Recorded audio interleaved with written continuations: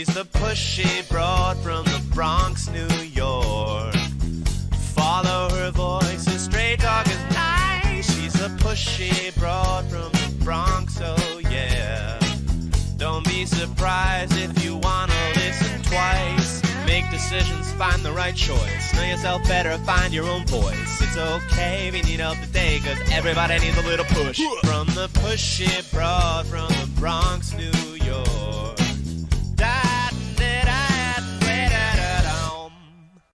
Welcome, Transformation Talk Network listeners. My name is Ellen Stewart, and I am the pushy broad from the Bronx. Welcome to my show, Recovery Recharged, where we share advice and support with experts in addiction and recovery. I am so thrilled to have this guest today because I always tell my listeners that when you are firm in your recovery, one of the best ways to continue on that path is to find what you want to do for work. What are your career options? What are your career paths? Do you know whether or not you're on the right career path? So I brought in an expert. I brought in life coach Sixu Chen, who's going to talk to us about some very interesting things. And I also want to be able to answer these questions myself, because we're going to talk about the 5 important questions to determine if you are on the right career path. So if you're not sure and you don't really know, here's a way to decide. And I am very, very glad to bring on Sixu this morning. Let me tell you a little bit about her. She is a dedicated life coach. She specializes in guiding individuals through career transitions and fostering a deeper harmony with themselves and with their relationships. And she also does some other things as well, like a lot of our life coaches do. She's an accomplished interior designer, so we can maybe have her talk a little bit about that later on. She works as a lead designer at Beth Bloom Designs. She contributes her creativity, and she understands that leadership is very important in the design of high-end restaurants and hospitality venues all across the country. She has passion and joy, and she shares her experience and empathy with others, and she assists them in their journey towards fulfilling careers. She really inspires to empower each of her clients to honor their authentic selves and their unique paths. The Pushy Broad from the Bronx, Recovery Recharged, is so happy to introduce Sixu Chen. Good morning. How are you? Hi, Ellen. Good. How are you? I'm good, thank you. Let's talk a little bit about you in the beginning before we get to these 5 important questions.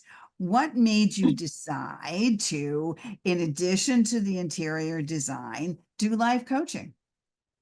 Well, it's not really a surprise because the pandemic happened and a lot of people's life has shifted, including my own. And at that point, I was a little burned out with my interior design companies. I used to work for 80 hours a week, and on the weekend, I also work, and all the vacation times is about meeting the deadlines. And I just started to question myself if I want to continue to live this way. And I look up to my boss and look at her, it's like, do I want to become her in 20 years? And honestly, I don't. So then it comes to me, I think universe also helps. I realized that this is not something I want to do only long term. So I got laid off, and I just don't have another inch in my skin. I don't have any energy to find, like, put my resume together, go to another interview, just go through the whole process, get hired just to feel burned out again. Like, I didn't want to do that. So I started my own soul searching journey where I asked the questions that I may ask today on the show, and additional questions that I take my clients through. And I discovered my own talents and skills and passion and value. And one of the most important thing I realized that I don't want to become a master at anything. I want to help people become a master at something. And I want to just be supportive, be helpful, and be their guide. And that's kind of how I decided to become a life coach. It's like I use so much of my energy to help my family and friends to have a better life. They come to me whenever they have their problems, and I put all my energy in helping my partner to be better and be more successful, be more happy. And then I realized, why don't I help more people? So one day I woke up, that voice is so clear in my head, just why don't you become a life coach? And that's how Well, it started. that sounds like a great concept. First of all, you said a lot of things, so let me just summarize what resonated for me, and I'm sure what resonated for my listeners. First of all, the pandemic was life-changing, and I have lots of guests that come on and tell me that they have made life-changing career choices during this time by either being forced to leave a profession, right? Either being by let go or deciding it was time to go. So or turning around and having the opportunity now to reassess, have made a new life choice. And that's exactly what you're saying. And you also turn around and said that you have discovered by asking yourself the 5 questions that we're going to get to in a little bit, how you made a transformative life change. So we're very interested to see what that's like. And then you also said that you have helped so many people in your lifetime, and then you have said, well, if I'm helping them and I'm feeling pleasure from it, then I will help other people as well. But the trick here is, Sixu, that once you help other people, like I do when I coach, I am indirectly helping myself, because it's allowing me to grow. And I'm sure that's what it's doing for you as well. Wouldn't you say? Absolutely. I mean, I used to be kind of a little against of having a business because somehow you feel like business people are just very salesy and they just trying to take advantage of others and make money. I don't know. I grew up with some kind of belief that I don't want to become a business person. And then one of my business coach one time told me like, your business is your personal growth revenue. I mean, avenue, your personal growth avenue. And that just changed everything. Which is like, oh, well, in that case, I don't have my own business. So I understand. And that's kind of what we've been talking about. And especially in life coaching, where you're out to help and you're out to watch other people blossom. And inadvertently, that helps your mental health and your growth. There's no question. absolutely, it's So human is unmeasurable. immeasurable, of course. So what are your top values in life? What do you look upon now that you've made this transition as your top values? Well, I found my top values when I come across a workshop that I did, and I translated that workshop into an online course where I can share with the listeners if they want to. It's basically I discovered that most important value in my life is freedom. So I want to live in freedom. I want to decide when I want to work, what I want to do. I don't want to follow what other people are doing. Like sometimes I go shopping during the week, but everybody go to grocery store at the weekend, and I don't want to stay in line. Like, and also like I decide when to take a break. Like sometimes I take my Wednesday off, and it's just I'm a type of person I don't like to be told what to do. So having freedom to make my own decisions is my number one value. So live in freedom is definitely my number one value. Number two is act in compassion. It's like I just feel like that is so important because everybody carries a story, and if we just all be a little compassionate about people's situation and be a little understanding of where everybody else is coming from, I think we can be all in a much better place to get along with each other, because everybody comes with a story and perhaps a baggage or some wounding, and not just us. Sometimes we tend to victimize ourselves. And so I want to tell myself, no matter what, I want to act with compassion. And the third value I have is follow joy. I'm a type of person that I want to do fun stuff in life and things that are interesting to me. So if something that is not interested to me, I just try to not spend much time on it because I get bored very easily. So if this is something I know is going to bring me joy, I'll go after it. So follow joy is my third one. And number fourth one is focus on personal development. which I think that we can continue to grow basically forever until our body fails, right? So I want to just continue do things, learn something new every day, do things to better myself. I mean, we're all work in progress, and you know, so that's my number 4. And the 5th one is improve the quality of life. I think that's one of my focus is that what I do is I want to see how can the overall quality of life get better, the people around me get better. Like I want to be the one that lead by example that affects people around me. If they get better, my interaction with them get better, my quality of life get better, right? So that's my 5 values. And I have this like a workshop that people can find their own 5 values. So where can they find that? Is that part of the workshop that is, did you call it something? Did you call it something specific? Yeah, I call it the finding your core values. Finding core values, which is wonderful. And I'm a very big believer in core values. So Sixu Chen has a course on your site. Tell people where we can find you. What's your website? Well, it's not on my website. I posted on this great e-learning platform called the Great Discovery. So it's on there. And when people go there, there's other courses on there as well. But definitely my course for finding your core values is there. And I can share the link with you where you can share with the people. Wonderful. We'll make sure to do that. Freedom, compassion, find the joy, personal development, and of course, improving the quality of life. And those are great core values to live by. And I think everybody should embrace them. And certainly when we're in recovery, we should be embracing them. Okay, so now we're going to get to the 5 questions to find out if you are on your right career path. So I'm going to give you the first one, and then I want you to explain it to us, okay? Okay. What feelings do you experience the most at your job? So explain that to us, and what should we be looking for? Well, this you can look in 2 ways. One is focusing on that feeling right before you're about to go to work. For example, Sunday night come around. You know you're gonna go to work the next day.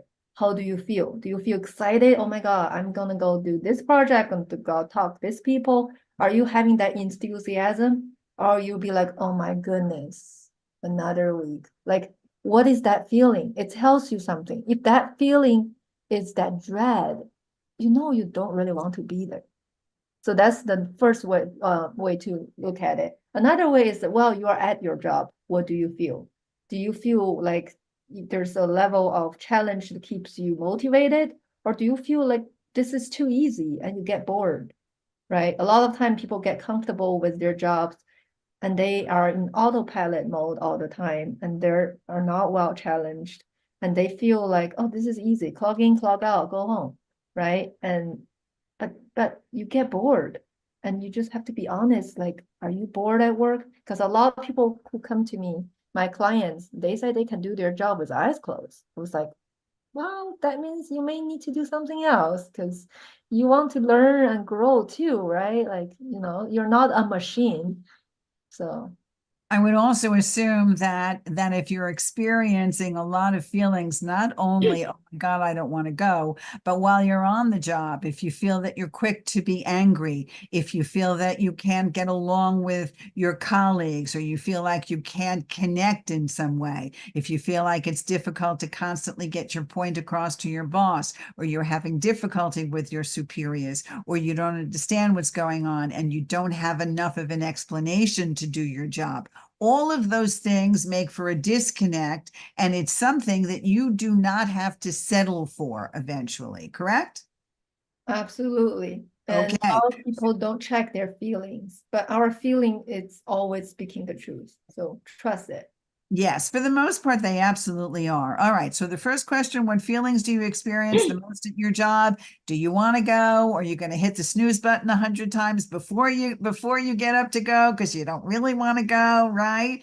And then the second question would be, are you maximizing your skills and talents at your job? And you alluded to that a little bit, but let's expand on that. Okay, so well, when you first hire, there's a job requirement and you definitely feed all the requirements, right? But while you are at the job, do you feel like you're using all your skills and talents, or it's just you're only using certain skills of yours and the other skills that you really love? For example, some people doing the job, they're not creative. Their creative skills are never being used, right? And also there's people who sit in front of a computer all day, but their skills are social. They want to be talking to people. They don't want to just looking at data all the time. So there's certain of our skills are not being utilized in the job. And that could also be something that brings you unhappiness. Like you feel like, what am I doing here? There's like, I can do better, right? You haven't reached your potential. So what I mean by maximizing your skills and talents is that do you know all the skills you have? Do you know all the talents you have? I mean, I'm sure some of you guys may say yes, but a lot of you may say, actually, I don't. So And that's a very important thing. But you also touched on something that people don't even realize is important. Do you want to work for a large corporation? Do you want to work for a little family concern? Do you want to work mostly from home? Do you want to work a hybrid of both home and in the office? Do you want to work around a lot of people? Do you want to get involved in company events and things like that? What culture do you want to work in? What kind of office and kind of situation makes you happy? And that's in addition to the kind of work that you're doing, right? Are you comfortable in your surroundings with everybody there? Are you making friends? Do you find that where you're spending most of your time, somewhere between 35 and 40 hours a week, that you are comfortable in that environment? Isn't that right? absolutely. I love that question. And then the third question here is, do you and the company you work for, and here's a big one, share the same values and vision? So tell us about that. Well, this is a deeper question because a lot of people don't care and never ask that question. And then in the end of the day, they just have a paycheck and they're working for this company to do what this company wants. But what the company is doing for the world, they don't care, right? And sometimes they even don't like it. For example, people who are really care for green energy and sustainability, they work for a company that produce all kinds of toxin chemicals. That's you're basically going against your own value. So there is part of you dying inside, like it's killing you, right? You yourself use green product, but you go promote chemicals. So that's what I mean. Like that's an example for like, do you and your company share the same value and vision? It's like you want to be on the same team. You want to go to the same direction because trust me, no matter how you pretend, if you and your company doesn't share the same value, it's gonna show somehow. You either suffer inside or you just perform less. And that doesn't help the company either. You're absolutely right. How we reflect ourselves on the outside isn't always how we feel on the inside, but if it doesn't match, then we will not be operating at what we consider to be peak performance. And I completely understand that. Also, you kind of alluded to a little bit about this. Maybe you were aligned with company values when you decided to move away from your profession during the pandemic, but you also had a feeling of, I don't think I want to do this anymore. In fact, your words were, I don't want in 20 years, I don't want to be my boss. And that is a good way of understanding whether or not you have an affinity for your particular career or profession or company. You can say to yourself, which is a very popular question they ask you in an interview, where do you see yourself 5 years from now or 10 years from now? And if you can't see yourself with this company, don't you think that's a pretty clear sign? Yep, absolutely. I remember at the time I was designing shopping malls. I personally don't like to go into shopping malls myself. And I have to design the shopping mall in a way that keeps people in it all day. The goal is to create an experience where people don't leave. And that goes against my value. I want people to go out in nature, not in shopping mall all day. So it's like that was one of the reasons that I really want to leave that company. Don't get me wrong, everybody. I'm still an interior designer, but now I design restaurants. And I love designing restaurants because restaurant is a place people gather form connection, create memories. And I am proud of myself in creating that experience for people. And you're also doing life coaching, and that gives you a different sense of fulfillment. Yes, Yeah. absolutely. All right, question number 4. Do you feel good talking about your job with others? I mean, that question is given, right? Like when you meet somebody at a social gathering for the first time, a lot of people will start asking each other what they do. I mean, when people ask what you do you feel proud to say what you do, or you kind of don't even want to talk about it? I understand. And I know many people that say, oh, it's just a job. It's, it gives me my paycheck. It pays the bills, right? Don't you hear that a lot sometimes? Absolutely. And a lot of people, they even just kind of not lie, but just make it so abstract, you have no idea what they do. Yes. Or they exaggerate the importance of the job and they exaggerate the purpose and all of those things. And if you find yourself doing that, then it's time to make a different decision. Okay, last question, and then I have some more questions about jobs in general. It's very important for us to determine whether or not on this particular job there is room for growth. And why is that the case, Sixu? Well, we are human beings and our tendency is to grow. We all naturally want to grow. What doesn't make us grow? It makes us stay stagnant. And I think after certain time of staying stagnant, you will feel uncomfortable because that's against your natural tendency. It's almost like you put a plant, but you put a cap on top. So the plant is suffocated. So same thing with you. If you have no room to grow, won't you feel suffocated somehow? Absolutely. And some people do a lot of things around that particular situation, and they make choices based on other determinations. Yes, like all of these questions. All of these questions are very important, and I'm just going to read them very quickly. What feelings do you experience the most at your job? Are you maximizing your skills and talents at that job? Do you and the company you work for share the same vision and values? Do you feel good talking about your job with others? And is there room for growth? So if you answered a lot of those questions negatively, then what should they do? How do you help someone that answers those questions negatively? Well, it's time to consider a change. That's number one. And I have my slogan right there. Seek to change, see the change.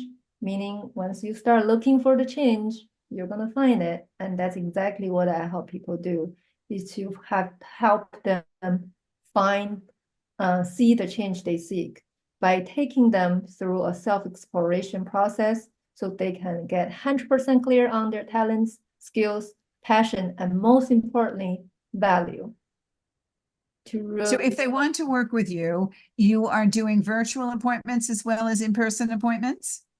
So far, it's only virtual. I haven't done any. Well, virtual is great, which means they can work with you all over the country and all over the world. So how do they find you to work with you? Let's tell our audience again. Well, if they are watching this, they can scan the QR code on this background right here that takes them to my website, and they can book a call, book a 50 minutes or 15 minutes call with me to see if I can help them. Great. And we're also airing on KKNW radio, so they won't be able to visually see it. So Okay. how then do they get in touch with you? Oh, it's sccoachinggroup.life. So SC spelled SC and then coaching group.life. Perfect. Very good. So I also want to talk to you a little bit about the other reasons people stay where they are. So what do you find the most difficult situation to move somebody over? What are they holding on to that keeps them where they are, even if it is a negative situation? Just tell us just a little bit about that. What's the one thing that holds them back from making the change? Comfort zone. Ah, okay. So just describe that briefly. Well, the thing is, there's always a part of us don't want change because they consider that part of us consider change a potential danger. It want to keep you safe. There is that part of our brain, well, their one job is to only keep you safe, which means what you did that worked, they want to do it again because it knows that it will not go wrong. So something new, it's a threat because you don't know. There's that uncertainty is a level of danger. So people who are not leaving their job, even though they're miserable, they're comfortable, right? Comfortable enough that like I am getting my paycheck on time. I know exactly what to do, even though I'm kind of bored, I'm dying inside. This is for me to get by. But time will eventually take them out of that. Because I have a client who worked at the Intel. It's a very well-known company, but he was doing his job with eyes closed. He told, that's his word, for 11 years. Finally, at year 12, he came to me and he said, I can't do this anymore. I don't know what I'm doing every day. It's just, I just feel like I'm a machine. I'm going there, perform the same thing every single day. And I get my paycheck and I don't know what I'm doing with my life. Like, this is what I'm doing, right? So eventually there's part of you will want that change because guess what? You're still a human being. Your natural tendency is to grow. And if this job is not helping you with your growth, you will want to leave. That's wonderful. Thank you so much for being a guest today. This is Sixu Chen. It's SC Coaching Group. She has a wonderful slogan. I love it. Seek to change, see the change. It's absolutely totally correct. The 5 questions to determine whether you're or not you're on a right career path. You can find her to do some great coaching. Thank you again for being here. This is Ellen Stewart, the Pushy Broad from the Bronx, saying thanks for listening, and we'll see you next time. Thanks for having me. And if you guys want to have the additional 5 questions, there is that 10 question to check career alignment on the Great Discovery as well for free. Thank you. This is Ellen Stewart, the Pushy Broad from the Bronx, saying thanks for listening. And remember, everybody needs a little push. From the Pushy Broad from the Bronx, New York.